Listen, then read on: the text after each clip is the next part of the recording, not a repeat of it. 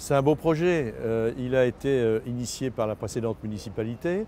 On a tenté d'accélérer un petit peu les choses auprès des commerçants et maintenant on arrive vraiment près du but. C'est un projet qui a toute sa place dans cette partie de la ville, une partie qui a été détruite lors de la dernière guerre et le projet de reconstruction a été inachevé.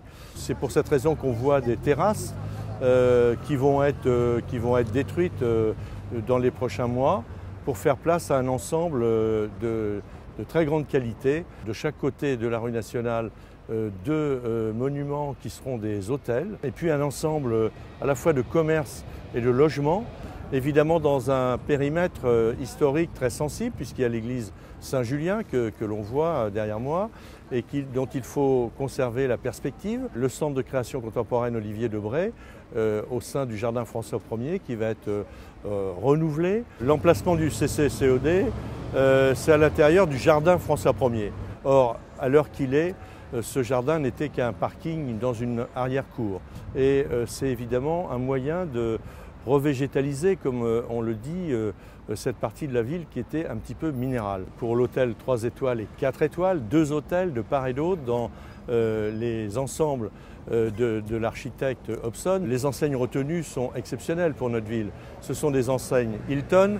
Donc pour le tourisme, c'est un signal fort de la qualification de Tours et de la région dans la cour des grandes destinations touristiques.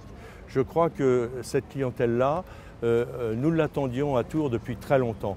Et évidemment, le travail d'approche qui a été fait, la présentation de la ville qui a incité Hilton à venir s'y installer, nous renforce dans l'idée de travailler sur la qualité de l'environnement, la qualité de l'accueil. Le tourisme en Val-de-Loire, c'est essentiel. C'est la troisième destination touristique en France, pays éminemment touristique. Après Paris et la Côte d'Azur, c'est le Val-de-Loire. Et évidemment, Tours doit conserver et développer, renforcer sa position de porte d'entrée du Val-de-Loire, de porte d'entrée pour les visites des châteaux du Val-de-Loire.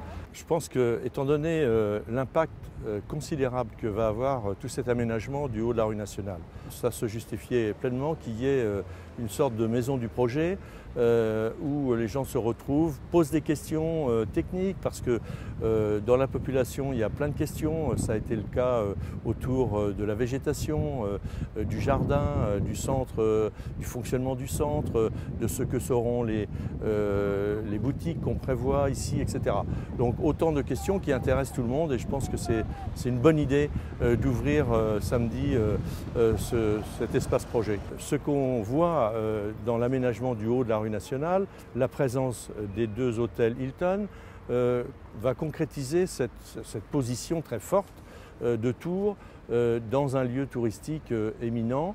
Et moi j'ai toujours en tête le problème de l'emploi parce que c'est ça qui est de la responsabilité des élus.